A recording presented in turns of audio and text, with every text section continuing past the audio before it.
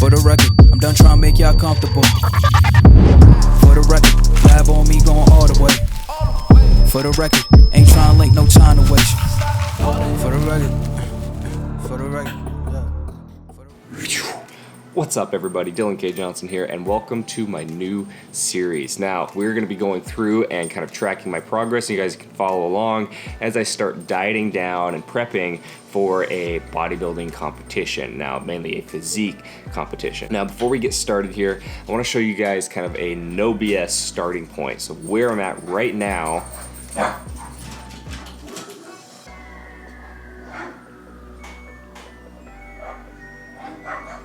So noisy. All right, where were we?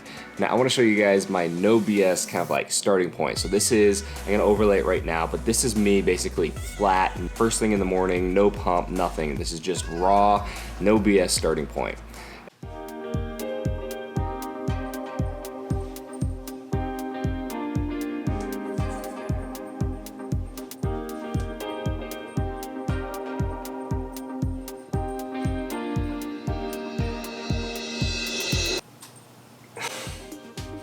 That's not nice.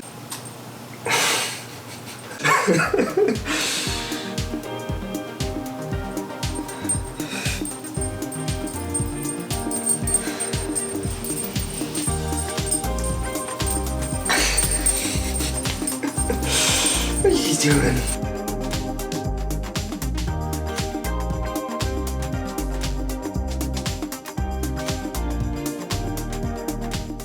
All right, now that we got that through, I'm gonna show you guys what I eat before I go to the gym right now. I normally go to the gym first thing in the morning, so it is 10 o'clock right now. I actually slept in a little bit.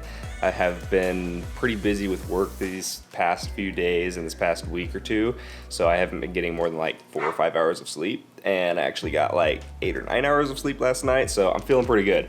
But that means I haven't eaten for probably around 12 to 14 hours. So I'm pretty hungry, which means I'm gonna have this. This is a half of a Costco chocolate muffin. We're gonna get our muffin pump on today. It's leg day, so we definitely need it. But I'm gonna have this, I'm gonna have some pre-workout, and then I'm gonna head to the gym. So let's get going. All right, everybody, welcome to the video. Welcome to the first commentary of this series and of this prep. Today was a leg day, so I'm going to be walking you through every single exercise that I did and kind of what the main takeaways from each exercise should be. So first thing is we're hitting deadlifts. Now, before I even started this movement, I did about a 10 to 15 minute kind of dynamic warm-up just to loosen up everything, get the blood flowing, get the heart rate going, get a little bit of a sweat rolling, so like some walking, incline stair mill, a little bit of dynamic stretching, that kind of stuff. But with this, I tend to just kind of work my way up from like the bar to 1 plate, 2 plate, 3 plate. I don't really bother going anywhere in between those when I'm warming up, and I keep the sets pretty low, or not the sets, but the reps pretty low when I'm warming up. And then once I get into my working weight, which for this today is 4 sets of 6 to 8 reps at 315 pounds, just kind of really focusing on nailing the form because I haven't deadlifted in probably 4 months or so. So really trying to focus on that form, keep it nailed down as tight as possible, and just driving through my hips, squeezing those glutes and hamstrings through the entire range of motion, because that's what we're really trying to focus on in this movement today, is the glutes and hamstrings. So here's a fun little tip. If you guys can't get the weights off just because you've smoked yourself from deadlifting, throw a little 1/4 pound plate on that first plate, roll it on there, and then you can kind of slide the plates off a little easier. Just a fun little bonus tip for you guys. Now, once we finish that, we move into some sumo stance stiff leg deadlifts. So you can really see from this angle my hamstrings firing at the bottom. You can really see that right above my knee there on the right leg. Now with this, again, the goal is to just kind of keep your lower back as straight as possible, keep that form tight, and focus on driving through the hips, squeezing and contracting those glutes, and activating that entire posterior chain. That's the entire purpose of this movement.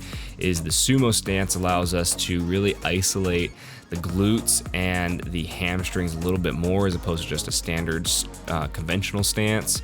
So it's just kind of something to play around with. If you don't like the sumo, you don't have to do it, but it's just kind of what I wanted to do today, just to get that little bit extra activation. Now, once we finish off with that, we're gonna do a superset between a glute ham bridge or a hip thruster, whatever you prefer to call it, and then a weighted good morning. Now, you can do this on a Smith machine if you prefer, but for me, I wanted to do it here because I've done the Smith machine quite a bit recently, so I wanted to try it just without the Smith machine and go and focus on just controlling the weight a little bit more. So as you can see, the hardest part about this movement is getting under the bar. If you're not using bumper plates or 45 pounds at the very least, you're gonna have to have somebody help you get under the bar, and at that point I would recommend definitely using the Smith machine. But apart from that, keep your hips, or not your hips, but keep your feet just outside of your hip width, like right outside of shoulder width, and focus on driving through your heels, contracting those glutes as you come up. Then after that, you're gonna go straight into a weighted good morning. Now, I like to do this movement with just holding a 45-pound plate, or like a 45 and a 25 if I really wanna go heavy, as opposed to doing like a barbell on my back. It just allows me to keep my back in a more safe position. And it also, I can feel it loading my glutes and my hamstrings a little bit more this way. I'm able to really feel the movement more, so personal preference. But we're gonna be doing 3 total supersets. So 3 sets of each exercise back to back, and the glute ham bridge, you're gonna be focusing on 8 to 10 reps. The weighted good mornings, you're gonna be focusing on about 10 reps. Then once I finish with that, I'm doing some walking lunges. If you guys aren't smoked yet, if your legs are still doing pretty good, you can add some weight to this. However, mine were getting pretty shot, so I just did it with body weight and really focused on my form again, keeping those knees out over the toes, trying not to come all the way up and lock out at the top, really keeping myself in that squat position, in that lunge position through the entire range of motion. And I was just going down and back, pretty much consistently going down, back, resting as little as possible. And I tried to get like around 100 steps total. So however long it took me, that was my goal. Then after that, I'm finishing off my legs with a glute hyperextension. So with this movement, you really have to focus on what muscle you're trying to activate, and also your foot position and the machine position is critical to activating the proper muscle. So you can see here, I've got my toes turned all the way out, and the pads are basically just below where my hip hinges. This allows me to really focus on isolating and contracting my glutes only, as opposed to my lower back. I'm also not hyperextending my lower back at the very top, so that I can focus on isolating just the glutes. If you guys haven't tried that before, definitely give it a try. It's one of my favorite exercises to isolate those glutes. Now, after that, I hit a little bit of calves. With this, I actually did something kind of different, which I've been enjoying recently, is I like to do my calves like a quarter or half body weight, and I'll go to the tune of the Bring Sally Up song, so Flower by Mulby. I believe that's how you pronounce their name. But yeah, it's bring Sally up, bring Sally down. You hold it when it's supposed to be down. So basically, instead of going up on the up and down on the down, I flip it so that I'm holding at the peak contraction. So when they say bring Sally down and you're supposed to hold for like 30 seconds at a time, I have my calves peaked and I'm holding that for like 30 seconds at a time. It's definitely a killer workout and my calves have definitely been burning from it. So give that a try if you guys want. And then after that, I just finished off with like 3 burnout sets of as many reps as possible with just under like 100 pounds, something like that. Nothing crazy. Hey, Nala. Where's your good girl? You good girl? Hey, G. Hello. Oh, hello. Hello. Ouch. That's my foot. Hello. Let me get this guy. Come on, don't fall. Woo! Woo, it's not gonna work. Okay, need somewhere to set you and... Stealing my wife's camera. Well, her tripod. And... almost there. Got it. Let's do this. Whew, all right. We are back from the gym. I am starving, like super freaking hungry. Usually I don't do cardio immediately after my workout. I do it at night. But because because it's the weekend, the gym closes at 7 o'clock-ish. Kind of sucks, but it is what it is. So, one, I'm not gonna have enough time to go back later, but main thing is I've got a lot to do today. So I am gonna be super busy, but first I wanna get some of this stuff off because I am just, nasty. Oh man, and I am so hungry. Ugh, can't get it out. Back. There we go. I am disgusting. Woo. Ugh. Ugh. Ugh. Ugh. Oh. All right, I'm gonna clean up a little bit, but first I need to make some food. All right, first meal of the day is going to be a pre-made a pre-made meal from last week. It is, if I can open this guy up. So we got about 4 ounces of chicken, 1 serving of Homai white rice, just kind of white sticky rice, which I'll be using that for the next couple weeks until we run out. Then I'll be switching over to brown rice just because it's a little bit more slow digesting. We'll get into this later, but slow digesting carbs are your friend when you are dieting. Keep you full longer. And then I've also got a little bit of brisket that I grabbed from work yesterday and a whole bunch of veggies, some stir-fry veggies. So I'm gonna eat this and then I need to shower because, yeah, that's why. All right, what's going on, guys? A little later in the day, I'm about to start cooking. However, I've got a bit of a mess that I need to clean up. So all of that needs to go away. Let's get started.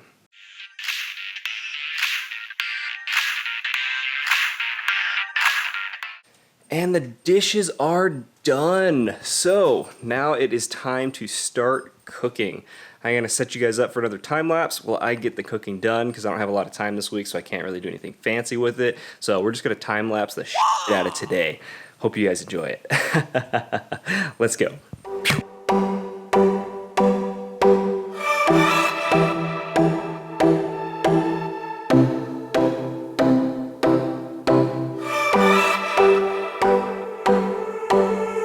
I sat down by the ocean.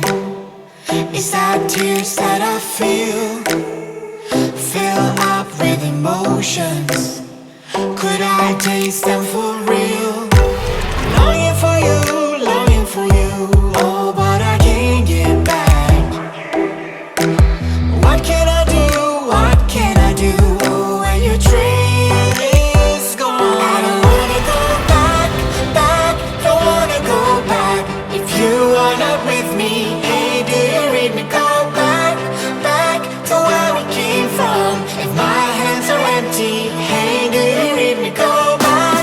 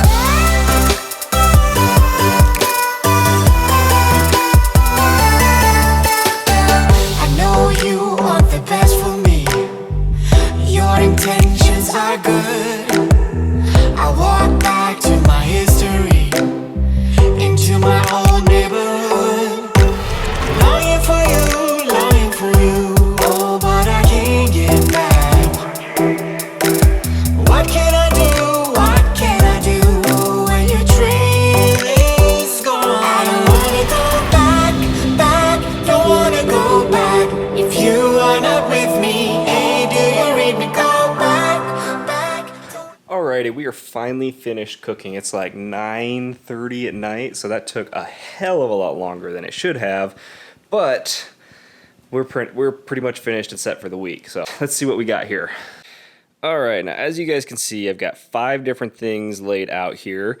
First is going to be this set of 3 here, and this is going to be one meal. This is about a whole head of romaine lettuce, chopped up, cleaned up, all that fun stuff.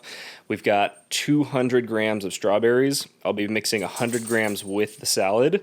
I'll also be using some low-fat, basically like almost fat-free raspberry vinaigrette. And then I've got 5 ounces of some seasoned chicken breast down here. Throw all that into the salad, mix it all up, and good to go. Yeah. Now the next thing we got is my... can't talk. It's too late. I'm tired. But the next thing we got is a taco salad. So again, full head of romaine lettuce chopped up, cleaned up. And then in here I have 1 serving of Homai white rice. Let's open this guy up. You can kind of see. So 1 serving of white rice. I mixed in a little bit of Yoshida's sauce with that. 8 ounces of chicken breast. This was marinated in, again, that teriyaki Yoshida's. And then underneath the rice is 3 ounces of taco seasoning seasoned 93.7 lean ground turkey. So that's going to be my 2 main meals for the day. So I hope you guys have enjoyed everything so far. I think that's going to be pretty much the end of today's video. Let me know what you guys think. If you have any comments, questions, leave them down below. I will see you guys tomorrow. Bye. I don't know what I just did with my hand, but...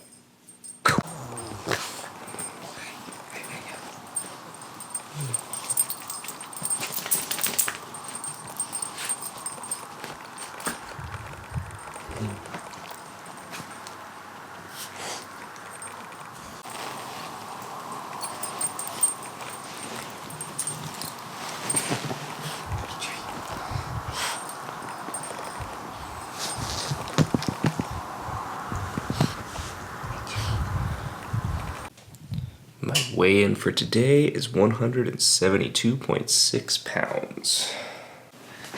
Good morning, YouTube. Welcome to the video. I've hit a new low weigh-in today, 172.6 pounds, down from 174.8 yesterday, I believe. So that's a pretty damn big jump, and one of the main reasons for that drop is simply because I went from eating kind of whatever I want to basically just cleaning up my diet. So that's kind of one of the big things that I recommend is anytime someone's looking at starting a diet, don't try and get too crazy with it right off the gate. Just start cleaning up what you're eating, and that's the best first step that you can take towards losing weight. But moving on, I am going to have this blueberry muffin, half a blueberry muffin, the other half is poppy seed. I'm going to have that, and then we're going to head to the gym. It's so nice out right now that I might take the one wheel. Yeah, I think I'm gonna ride the one wheel. My legs should be alright. They aren't too sore from yesterday.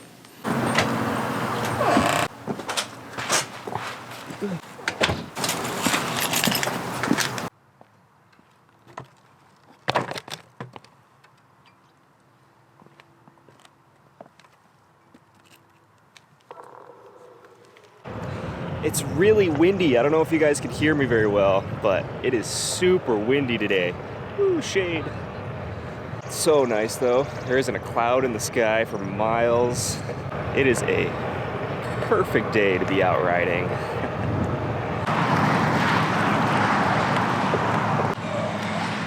Alright, so I just wanted to stop for a second because the one wheel is giving me a lot of pushback, and I'm pretty sure I know the reason why. If I remember right, the last time I rode it was at the office, sitting in a chair, trying to ride me around in circles. Basically, I was sitting on the chair, had my feet up on it. Basically, I tried to turn the one wheel all the way down to the lowest setting so that it didn't just whip right out of my feet. And yes, that is the issue. It is set in the lowest possible setting. So I'm gonna turn this back up to delirium. I doubt you guys can see that. And we're gonna get going again. But before we do that, hopefully you guys can see this view. It is just amazing out here today.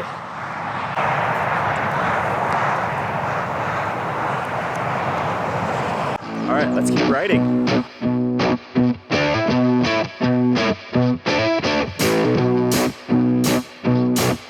What's up, guys? Welcome back to the second workout of this video. Today it's going to be a chest workout. Now, getting right into it, we're going to start off with an incline barbell bench press. On this, I actually did a pyramid in weight, kind of. I pyramid up in weight. So 4 sets, 6 to 8 reps, and I focused on increasing the weight every single set. So I actually only threw on like 5 pounds each set, but still focused on increasing that weight every single set.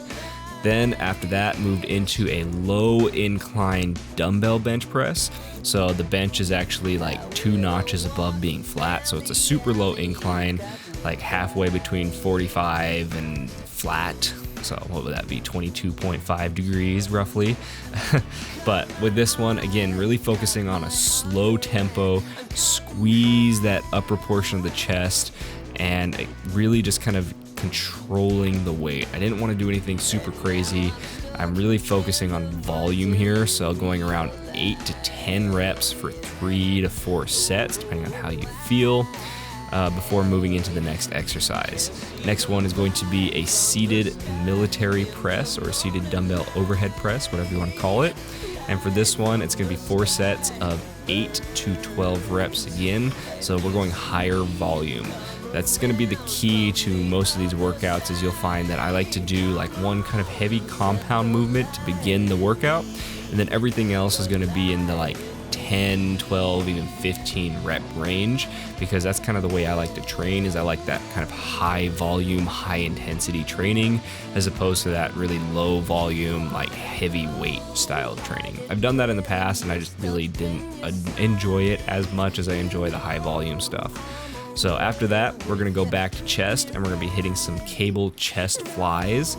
And with this, the cable setting, you saw me adjust it, is going to be just about shoulder height. And one thing to really take away from this movement is keep your elbows in line with the cables. So this applies to any angle that you're doing. Make sure your elbows follow that path of the cable, and that's going to really help to prevent injury and help protect your shoulders. Apart from that, focus on keeping a flat, relaxed palm, and squeeze through the entire range of motion. Don't just let the weight drop back down. Once we finished that, then we moved into some Sven presses. And with these guys, again, we're going to be focusing on squeezing our palms together and squeezing and pinching those plates as much as we physically can. Try and drive them out as far as you can, and actually lock out your elbows as far out as you can, so that you get a peak contraction on your chest. If you haven't done Sven presses before, start out really light, because you don't want to drop the plates on your toes. Just kind of a heads up.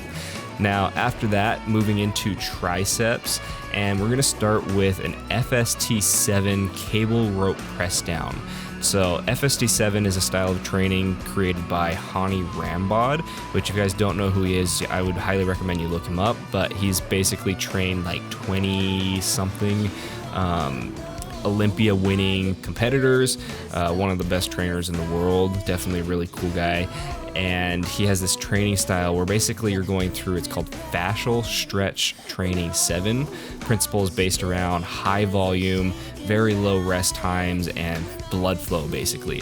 So you're going to be doing 7 total working sets of cable rope press downs, keeping the weight pretty light. And then you're going to be taking a 30-second, kind of 15 to 30-second rest between sets. But you're not actually going to be resting. What you're going to be doing, as you can see, what I'm doing is you're going to be flexing the muscle that you're trying to work as much as you can during that 15 to 30 second window. So essentially you're going to be forcing blood into the muscle for probably like around 5 minutes straight. And I can just guarantee you, if you do this right, you're going to be using very little weight. I'm only using like 40 to 30 pounds for the cable rope press down. Usually I'm up like around 70, 80 pounds for this machine. But if you do it right, your arms are going to feel like they are just on fire. Like your muscles feel like they're going to break open through the skin. It's just a crazy pump. I love it. It's one of my favorite things to do. I'm going to be incorporating it a lot through this entire prep. So give it a try if you guys haven't before, and let me know what you think in the comments. Then once we finish with that, we're moving into some seated overhead dumbbell extensions. Again, working those triceps. On this, a big key is to break parallel as you come down. You don't have to focus on keeping your elbows in as tight as possible. For me, my right elbow is always a little bit funky after I played tennis for a couple years back in high school. So it's always given me a little bit of trouble, so I can't keep my elbows super tight on movements like that or skull crushers, anything like that. But just do your best and really focus on the contraction. Full range of motion. Next movement is going to be cable kickbacks. Now you can also do dumbbell kickbacks if you prefer. I just wanted to give this a try because I haven't done them in a while, and honestly, I'm not a big fan of this movement. I probably won't be incorporating it or doing it again anytime soon. I would prefer to stick to dumbbells, but really just kind of throwing it in there. After that, we're going to hit some delts, so I threw in some rear delt cable face pulls. You can see I'm really focusing on activating those rear delts through the entire range of motion. I'm never letting them actually relax. Even through the negative portion of the rep, I'm trying to keep them constantly flexed and under tension. That's how you grow a muscle, is constant tension. Break down those muscle fibers, allow it to rebuild itself bigger, better, stronger, faster. Then once I finished with that, moved into some dumbbell lateral raises. And for this one, 4 sets, 12 to 15 reps. I don't think I mentioned on the other guys' sets and reps. Just kind of do what you guys feel. Like I said, I kind of go by feel a lot more often than like strict programming. In general, I'll do between 3 and 4 sets, maybe 1 warm-up set, depending on how I'm feeling for a specific movement. Maybe I'll start light, kind of make sure I'm feeling movement, then go heavier into working sets. And I will generally be doing around 12 to 15 reps for those working sets. Once I finished off with that, then I moved into some push-ups here. So you can see I'm just going basically straight to failure, trying to pump out the rest of whatever I have in my chest and just finally fatigue and exhaust it. So I think I did 3 sets of like 10 to 15 reps each, going fully to failure before moving into some core movements. Now you can do core a couple different ways. For me, I tend to prefer, as opposed to doing like circuits, I like to do one exercise and I'll do like 3 or 4 sets, then move on to the next exercise. You could do circuits as well. It's all kind of personal preference, whatever you prefer. But I started off with hanging leg raises, 3 sets of around 8 to 10 reps, then moved into some V crunches. Again, 3 sets around 10 to 15 reps here. Really focus with this movement and with any core movement on your breathing. That's going to be how you're going to get maximal muscle contraction and activation. Is anytime you're getting you're contracting your core, focus on exhaling. I mean, just give it a try right now when you're just sitting here. Think of squeezing your core, but think of exhaling, and exhale as hard as you can as you squeeze your core. You'll feel your core tighten that much more as opposed to just trying to tighten your core. Breathing is a huge key component to working core, and it allows you to get just that much more activation and that much of a better workout. So once I finished off with the V crunches, moved into some lying leg raises. So you can see here, kind of almost like a scorpion, but just kind of really focusing on that lower portion of the core, around 8 to 10 reps, 3 sets. And then moved into some oblique twists on this machine. This is the first time I've ever used this machine. Not necessarily a big fan. I don't think I'll be using it again. I didn't really feel it in my obliques as much as I would have preferred. So yeah, that was pretty much the workout. I hope you guys enjoyed the video. Don't forget, if you guys are watching this far, I definitely appreciate you. Go and hit that like button for me. It definitely helps out. Subscribe for more videos like this, and let's finish that out.